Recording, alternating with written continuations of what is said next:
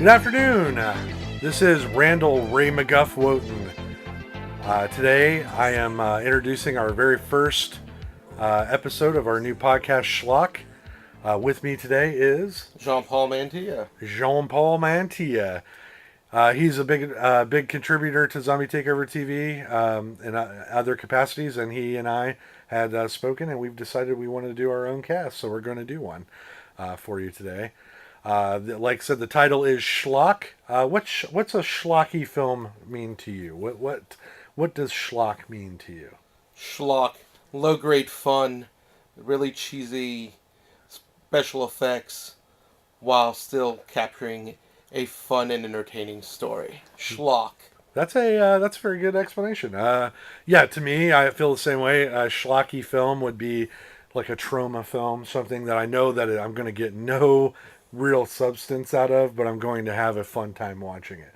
And I've not always been a fan of these. They've kind of grown on me over the years since you and I have been friends. When I was a young man, Aaron England, Frank, to those that know him, who runs Zombie Takeover's programming, he used to try to get me to watch these movies, and I fucking hated them. They're just so cheesy and disgusting at times that it was hard for me to appreciate back then. But now, as an adult and a connoisseur, if you will, of films, and going to some horror hound conventions with you and actually getting to meet the people that were behind these movies, I get that there's a love for it, an actual passion. Don't you think? Don't you agree? Definitely a passion for these kinds of fun, low-grade, or even high-grade in some regards, where some directors get their first start in horror and schlock. Right, exactly. Every one of us wants to be, that's into film, that is. I mean, there are people out there that don't care about movies one way or the other, but us film buffs, every one of us have envisioned making our own film, and let's all be honest, some of those are schlocky. I was myself involved with a low-budget horror film, which you've seen, called Daughters of Our Lord, that I would consider schlocky as hell. Don't you think so? Definitely shocking. Yeah, it's a Schlockfest. It's available for free on the Zombie Takeover TV page. Give it a watch at some point. It's worth your time. It's a fun. It was a passion project brought together by many fans of horror. We all worked tirelessly for that 8-hour day in the hot sun. It's worth your time. But today's feature that we're going to be going into is it is called Schlock. That's correct. The title is Schlock. It's a 1973 film written and directed by John Landis, who I love. You're a John Landis fan. A huge John Landis fan. Yeah, John Landis is a genius in my opinion. This film currently holds a 60% Rotten Tomato score, which blows my fucking mind. I mean, The Last Jedi is lower than that on there right now. I checked. Okay, which is weird to me. It has a 5.9 out of 10 IMDb score, which is to be expected. IMDb is a more broader audience, in my opinion. This is the kicker for me. Little known fact. Budget of only $60,000. I mean, now I've only seen clips, so it seems like they stretched that budget as far as they could, right? Most definitely stretched. Yeah. But, so let me give you a little overview about what the plot is, ladies and gentlemen. Schlock, like I said, is a low-budget horror film written and directed by John Landis. It says here that the fury of the Schlockthropus man awakens after 20 million years. So, according to this, Schlockthropus man awakens after 20 million years and begins to kill picnickers for their bananas. That is the overview. That's also why this movie is also known as The Banana Monster. Yes. When we were at Horror Hound, who did we talk to that referred to it as the Banana Monster? I believe it was Doug Bradley. Doug Bradley, that's right, Pinhead.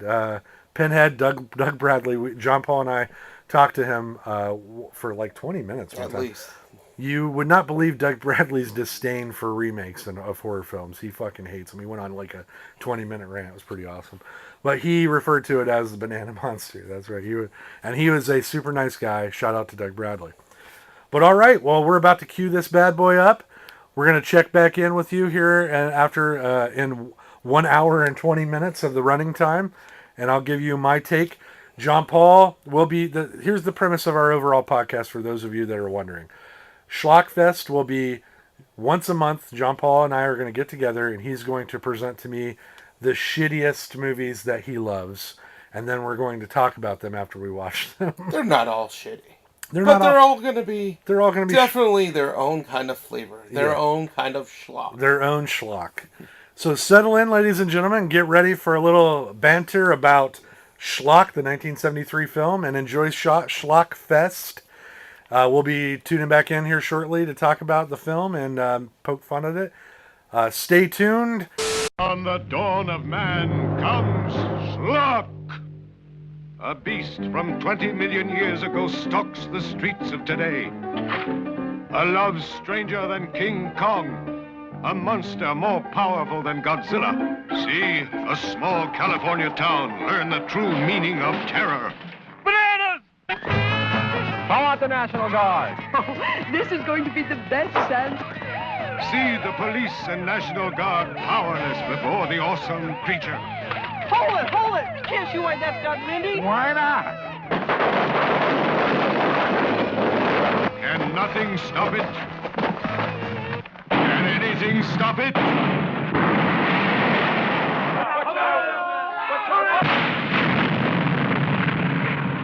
Arnie, will you please stop it? This thing has been frozen in ice for 20 million years, so I figure it must be lonely. First, birth of a nation. Then, Gone with the Wind. 2001, A Space Odyssey. Love story. See you next Wednesday. And now, Schlock. There is no place to hide. No one is safe from Schlock. Schlock. Schlock. Schlock. And this is Ray McGuff coming to you live from, or pre-recorded from Jean Paul's Mantilla's man cave. And we just finished Schlock. Jean Paul? I love it. Yeah. This is my wonderful, wonderful way to introduce you to schlocky movies. Yeah, let me first start off by saying something I didn't know right off the bat. We talked about was that Rick Baker, famous VFX specialist, Rick Baker did all the special effects. This was his first film, and let me tell you, even in high definition, the Schlock monster doesn't look as bad as I thought he could. Like, he looks goofy as shit, don't get me wrong, but it's not any worse than, say, like the Planet of the Apes makeup of the same very similar time period, you know? It's still a man in a monkey suit. It's still a man in a monkey suit, though. And in this case, it was famed director John Landis. John Landis was behind the monkey suit. My thoughts right off the bat, first thoughts after it was over, was glad it was over. And I don't know why anybody would watch this voluntarily. That was my first thing, is like, had I not been forced to watch it, I would have started this thing and then turned it off. But I was glad I did stick with it because there were some really funny things in it. My first thing that made me laugh, I wrote down, was at the very beginning, the movie opens to this just terrible scene of death in this park, right? And these cops are loading bodies. And the thing that made me laugh, this cop picks a body. They have a wheelbarrow, which is funny to me, wheeling bodies off. But they pick up this lady. The cop lays a shotgun down on top of the body, gun pointing at his partner, and they pick the fucking body up and drop it into the wheelbarrow with the shotgun end pointed right at the guy's face the whole time. And all of this makes sense when you have no money and you're making a movie for the very first time. I guess it was fucking crazy to me that they're just like, even if it was a prop gun, which looked like a real shotgun, you don't fucking aim the barrel at the guy's face. That it just made no sense. I was like, that guy clearly was like, oh, I just gotta lay this down, and he didn't have any forethought as to how dangerous it could be. I'm just saying. I don't know. I mean, he didn't drop it on the person. He just laid and rested on the him. gun was pointed at the guy, though, that was helping him carry the body. It was ridiculous. That part was ridiculous. Next time we have to carry a body with a wheelbarrow and a shotgun, I will make sure it gets pointed at my end. Yeah, all right. Also very funny in that opening scene, I thought, there's your classic television reporter douchebag, right? And the whole time he's reporting, he's fucking doing the normal building up hysteria thing that reporters do. But he ended his segment with, there's a body count contest where you had to guess how many guess how many bodies made up this bags. These, like, there were body parts strewn all over, and so they put them in like fucking Ziploc bags or giant trash bags, and the contest was guess how many bodies consisted of body parts in that bag, which was funny. I mean, come on, that was pretty funny, right? Joe Putman, the wonderful news reporter in this movie, who later did Budweiser commercials, and he's probably known for doing other movies in the 50s and 60s. Yeah, I mean, I didn't recognize him as anybody really that important, but he had that fucking voice that this is Joe Putzman. Well, yeah, it was very, very game show host reporter. I liked him. He made me laugh pretty hard. You know, nowadays we don't get the news reporter really man on the street going into the middle of a crime scene. Oh wait, we do. We do, for sure. What was the other? In that opening scene, you're introduced to some typical high school teens, and this was very send up of the 1950s style of horror, where you've got your teens that are out in the middle of nowhere, and they're probably gonna fuck each other, but so to ward off the sex, they decide to go looking in this cave that they find, and very typical 50s horror stuff. They get down in there, and that's where they first encounter the Schlock monster. And the first guy goes off. He's like, I'm going to go see what's going on in this cave. Flashlight, leaves his companions, which is always a bad sign, right? But you pointed this out to me.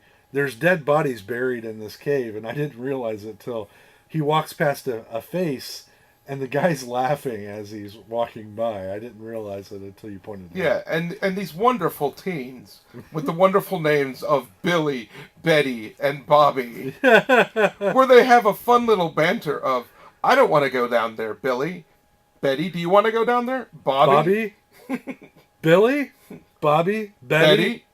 Just so you don't forget their names. Yes. It was very Scooby-Doo-ish. It was Scooby-Doo as fuck. Yes. Actually made me laugh really hard. All right, I guess I'll go. So this kid's fucking looking around with his flashlight, and it's coming. You know this monster is going to pop out of nowhere. And when the big reveal comes, man in a fucking gorilla suit. Man in a gorilla suit, which is wonderful. And he backhands this kid with such veracity that I had to think it was a real backhand. Like, the kid goes flying off, then you see a shadow of the beast just relentlessly punching this body. To my next favorite part of this movie. Back to the group of kids, and the girls are like, we should go get the sheriff. We should go get the police. And the kid's like, no, I'm going to go find out what's going on. Where you get the second big body count in this movie. Yeah, he goes back down to find his friend being mauled by this fucking man in a gorilla suit. And he goes, hey, what are you doing? And the gorilla beats the shit out of him, too. Phenomenal. Made me laugh really hard. It is quite entertaining watching a man in a gorilla suit beat up on teens. So then, from there, the film just follows this thing around. He climbs up out. The news comes, to the spot, where they're going to go, because the two teen girls get away, we suppose, because it doesn't show, it just cuts. They tell the cops. The cops now know this gorilla lives in this hole. So they go there, and everybody in the town shows up to watch the police go down this hole. To my chagrin, the ape suit guy shows up behind them and is doing some very Laurel and Hardy type fucking comedy in the background, tapping people on their shoulders and pushing people through. The reporter is interviewing the winner of the body count contest, which just happens to be the same mother of the blind girl that we're going to introduce in a little bit, which I thought was funny. But anyways, I love the reveal of the fucking ape monster walking into to the shot with the mom being interviewed, the winner, and she kind of realizes, right, that it's the ape guy, and then she kind of wanders off, like with this terrified look on her face, as what's the guy's name? The reporter, Joe Putzman. Joe Putzman, as Joe Putzman interviews. Oh, so, hi. Oh, yeah, that's a gorilla suit. That's kind of funny. You're not in a gorilla suit. You are. You are the gorilla. It is this big, just silly reveal that he's interviewing the monster they're all looking for, and everybody goes running off. But before that, in wonderful, wonderful horror fashion, Yeah. the wonderful banana monster, or Schlock, Yes. pulls out the reporter's arm. Oh, yes. I forgot. Oh, God. How could I forget that? How could you forget that? He grabs the arm of the guy and just yanks it off in the fucking, like, just like a 1940s style arm that's clearly a dummy arm, right? And the guy falls down dead, we assume. But what's funny is the cop's going to arrest the monster. Comes up and puts the handcuff on one of the gorilla's arms and then the dummy arm, which made me laugh really hard because the gorilla guy's like holding the dummy arm and then he just drops it and strangles the dude, like throws him off, you know. And that's what you do. Yeah. That's exactly what you need to do in these kind of scenarios. The blind girl who we're introduced here in a little bit, she's played by Eliza Roberts. Eliza Roberts. Which, if you guys are fans of films, you'll know as the little sister of Eric Roberts, cousin to Julia Roberts. That's right. If you didn't know that, like I didn't know that, it still doesn't add anything to the movie at all, other than the fact that Emma Roberts, right? Emma Roberts, the niece, is this is her mother. Yes. That's all you. That's the only. I believe it's probably the only movie she was in because she was fucking terrible.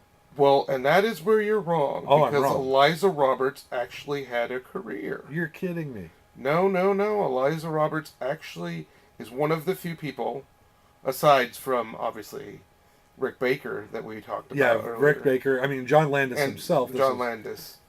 Big name. Big name. John Landis did, just in case other movies that you're not aware of. If you're listening to this, you probably are already aware of John Landis movies. I want to hope that you are. But American Werewolf in London, Training Places, right? Animal House. So I mean, the guy goes on to do amazing shit, and his comedy style is very present in this. I mean, there are some big laughs here coming up that we'll talk about that have me going. But you know, Eliza Roberts, you know, you what was she in? She didn't have a career. I mean, I said I didn't. She shows up as Bernadette in Animal House. Okay. She had a short little stint in the wonderful 1980s Give Me a Break with Natalie Harper. Okay. Very, very popular. You know, she shows up in random things if you look at her IMDb. But definitely, you know, she wasn't just a nobody. She became something. She sounds like a nobody to me. I mean, those things you just mentioned, I went, yeah, okay. She's got 63 credits to her name so she was on IMDb, which is much more than you and I. Excuse me, I have an IMDb acting credit, sir. Oh. For Daughters of Our Lord, I do. Okay, so you have one. I have one. She to had her 63. Okay, so she was a working actress. Excuse the fuck out of me. Anyways, she's more famous though for shooting out Emma Roberts out of her loins. Okay. Hey, well, that's how you do it. All right. So anyway, the monster gets away. Obviously, the cops are fooled and just frightened. So the monster gets away. So then we follow the monster as he just goes around creating havoc in this town, which was really funny. I was not aware how fucking funny some of this stuff was. Well, John Landis loved the old Yeah. 50s and 40s horror films that he grew up with. Some of my highlights of this was a 2001 Space Odyssey send up where he finds this animal bone and they're playing the song. Da, da, da, da, da, da. And he throws this jawbone through this fucking window shop's glass window and goes in and steals a whole bunch of bananas, only to run around the side of the building and see a guy eating a picnic lunch and just throw the fucking bananas in his face. It's like a 5-minute scene that leads to 1 second of funny. Yeah. And again, you say send up. It's not a send up. It's a blatant ripoff. Okay, blatant ripoff. You know, there's another wonderful scene where you see the little girl feeding the ducks. Oh yeah, that's right. Like in Frankenstein. Yeah, it's still stolen right out of Frankenstein, the original Frankenstein movie, and they also make a nod to it in the Monster Squad. Yes. But if you haven't seen the original Frankenstein, there's a girl. It's black and white. Boris Karloff. There's a girl feeding ducks at a pond, and Frankenstein's monster wanders in. And you're, for a moment, if you when you first watch it, thinking that this monster is going to just destroy this kid. But he doesn't. He has a very poetic moment with it where he sits down with her and plays. And Schlock does the same thing. He feeds the ducks, he kind of pets the kid on the head, and then goes on. It's a blatant ripoff. It is a blatant ripoff. Yeah. But John Landis does have a different take on this. Yes. Go. On the DVD of this wonderful movie, there is the deleted scene where the Schlock monster just gets annoyed of throwing the ducks. He scares the ducks by throwing the kid into the pond. Which, when you told me that, I thought would have been actually better if they left that in. That would have been better. Because yes. it was funny, as you have to know the reference to get a laugh out of it. But it would have been even funnier if he just... Because that was the thing about this monster. He got easily annoyed with human nonsense. Like, would be like, oh, I've never seen this before. And then all of a sudden he's like, okay, I'm fucking done with this. Like, in the next scene, when he goes to meet... He wanders into the backyard of the blind girl who's been told by her mom to go outside and play. Now, the blind girl is 17 to 18 years old. I want everybody to be aware of this, because it gets a little weird. Because she's not a little girl. She's not a little girl. She's clearly a grown woman, but they keep referencing her as like a high school girl. And they even have a high school dance that the whole thing leads up to. But what made me laugh was she's blind. She just had this surgery to cure her eyesight, so her eyes are wrapped up. She thinks the monster is a puppy. And so she keeps taking this stick and throwing it and going, go get it, good boy, Willie. She names it Willie. Hi, fella. Hi, little dog. Hi, doggy. Hi. What's your name? Should we name you? We'll call you Willie. That's a good name. We'll call you Willie. Call you Willie, little dog. You want to play? Here, fetch the stick. See the stick? Okay, go get it. Go on. Go on, Willie. Go get the stick. Go on. Go on. Willie dog. Go on. Okay, I'll throw it again. Go on. Go fetch the stick. Come on, you did it last time. Come on, Willie doggy. Good boy. Good boy. Good boy. Okay. Get it again. Come on. Come on back with it. Come on, bring it back. Come on. Hurry back. Come on. Go on. Go on. Oh, good boy. Go on. You love playing, don't you? You little dog. Go on. Go on. Go on. Go on. Go on, silly dog. What a funny dog you are. She's petting him. He's trying to touch her tits, which made me laugh. And she keeps pushing her. Well, you're a silly dog, Willie. You're a silly dog. Go get the stick. My favorite part. She throws the stick. He catches it in midair. And he looks really annoyed by doing this stick thing over and over again. Grabs her hand and jams the stick in her hand. Which is one of the best scenes in this movie. Oh my god. Because he does. He's just got so no zero disdain because for he's this doing it at first. fetch game, and then he's just like, I'm done. At first, he's doing it because he's like, I feel bad for this thing, and I don't think it understands what I am, and all right, it wants the stick. And then all of a sudden, he just grabs it out of midair, and he's like, bitch, I've got this stick 10 times. And then so he runs off because the mom comes out, so he runs off. She doesn't see him. So Blind Girl still thinks it's a puppy dog. Then he goes around to some other shit. He gets involved in a movie, which is funny to me. He goes in and what the running theme through all of John Landis's, the running joke rather, is the See You Next Wednesday movie, right? That is correct. Yes. You want to give us a brief overview? Yeah, if you watch, I'd say 90% of John Landis's films, you will notice the reference of See You Next Wednesday. And this was the origin in this movie.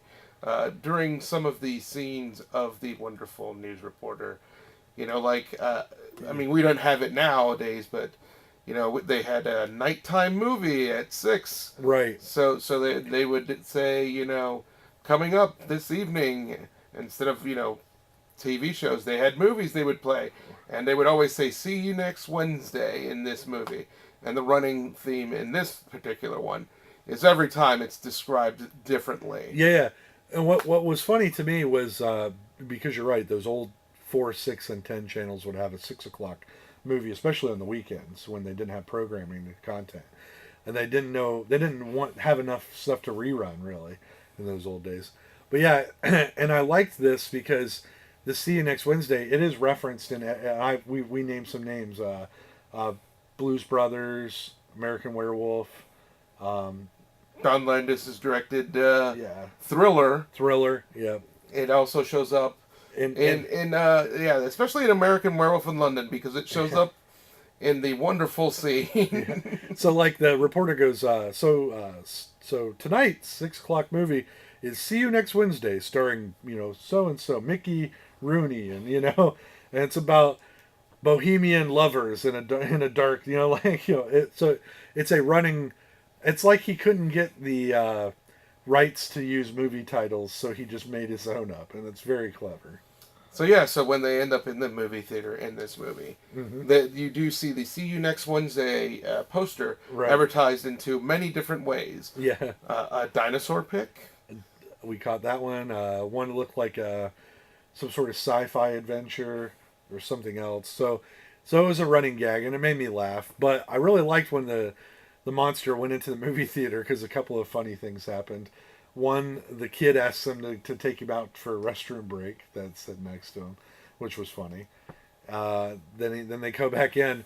This lady with a fucking crazy hat sits in front of him, and so he grabs the hat off of her head, and then she turns around and is like apologizing, and then her hair is huge, so he grabs the wig off of her head too, which is funny. They're watching The Blob. They did watch the original Blob, which was Steve McQueen, which must have been public domain during this time period, I would think. Yeah, I definitely don't think he had the rights to it. Or if he did, he didn't care. Again, first time movie, you could kind of get away with a little copyright infringement. Yeah. Which was really funny. So then, but like everything about this movie that made me laugh was that he eventually got annoyed with this fucking movie. He just got up and was like, I'm done. And walks across the people's laps. And so, he gets annoyed and then, decides, I'm going to go to an ice cream shop. Yeah. And that's a fun little gag there. Yeah. He gets a banana split. I mean, he is a monkey, and monkeys love bananas. And he sits down, and these two girls that look like they're clearly out of the Shining movie. They're definitely twins. Yeah, yes. They come and sit down next to him, and he starts helping them eat ice cream. He's like jamming it in their face. And then a dog comes in and gets fed in the face, too. A dog comes in, and so they're all eating out of this big pot of ice cream, which was it was pretty funny. It made me laugh pretty hard. But then it goes into, he's wandering around, and he gets into this bar, and this blind piano player is playing this song, and they do like a 5-minute song where the monkey guy's just hitting this one key over and over again, and the blind piano player's just letting it rip this fucking amazing blues riff.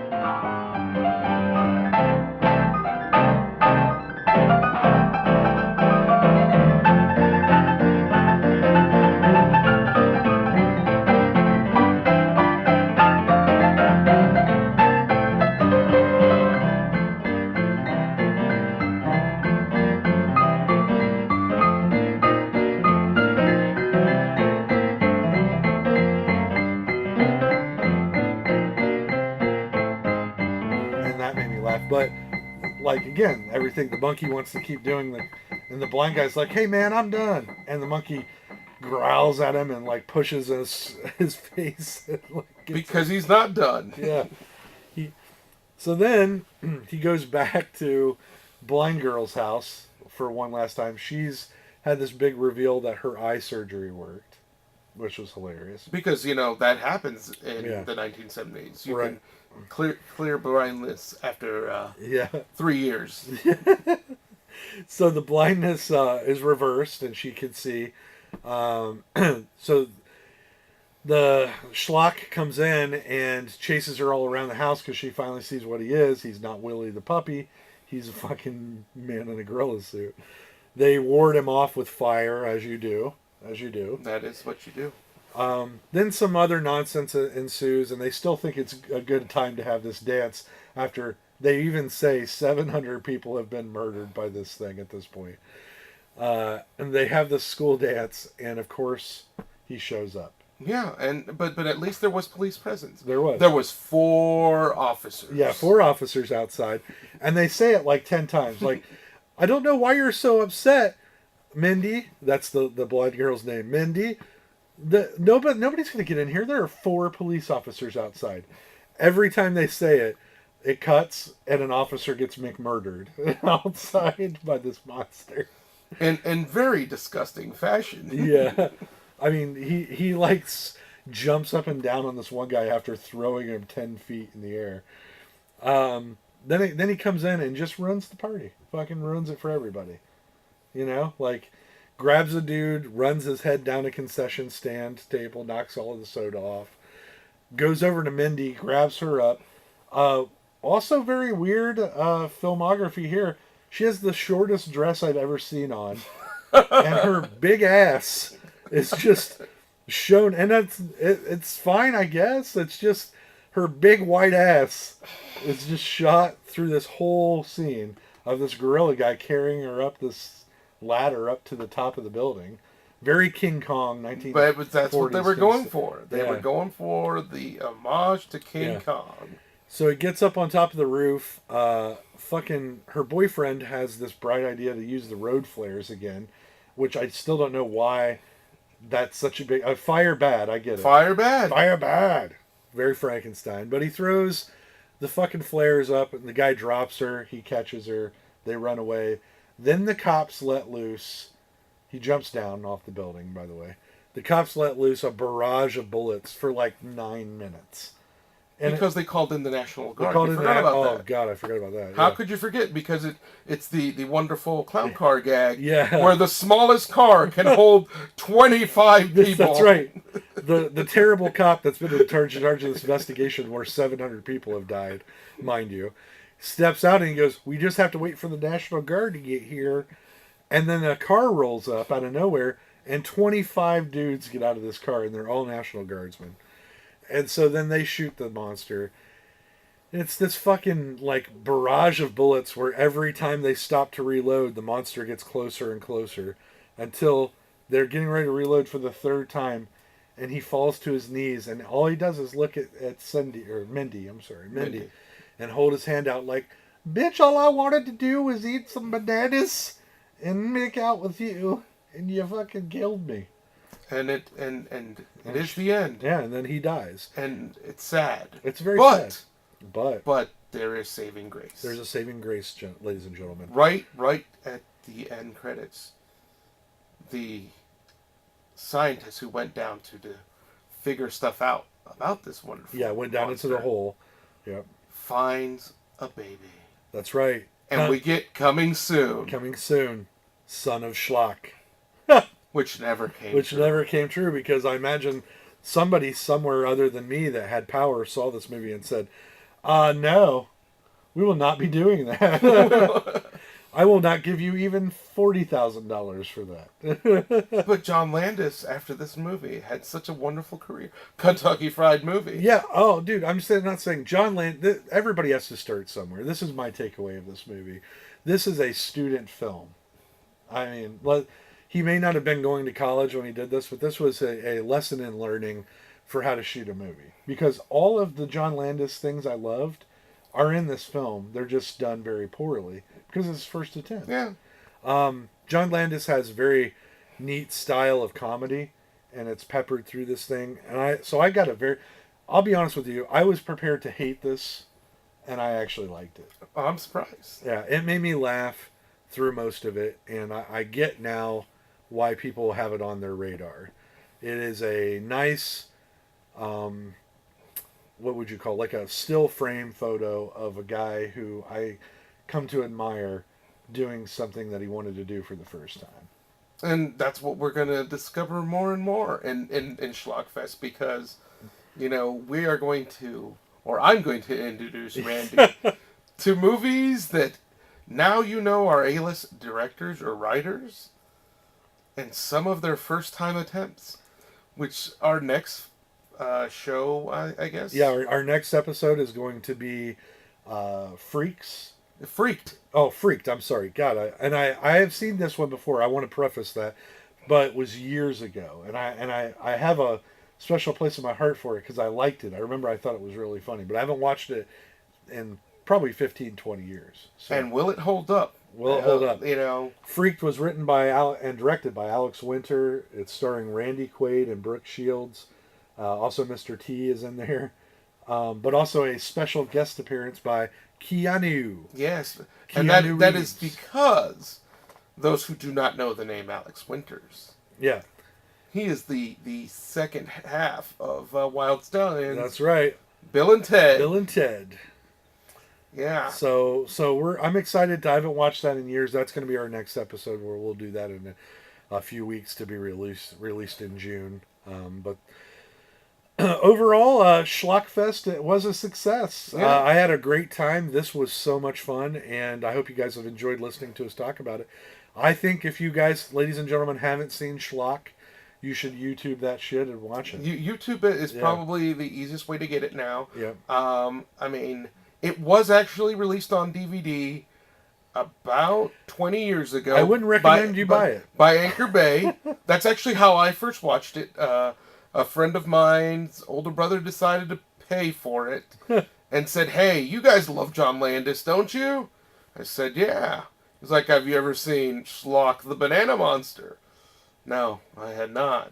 And then I found my love for this movie. I mean, it's a guy in a gorilla suit. What I love about the cover, too, of the DVD is that it's a guy in a gorilla suit holding in a woman in a bikini. There was no women in bikinis. There was no women in bikinis. I mean, and the cityscape is like New York City. It's not New York. It's filmed in California. Yeah. In a small town. It was like a town that no bumblefuck California. You know?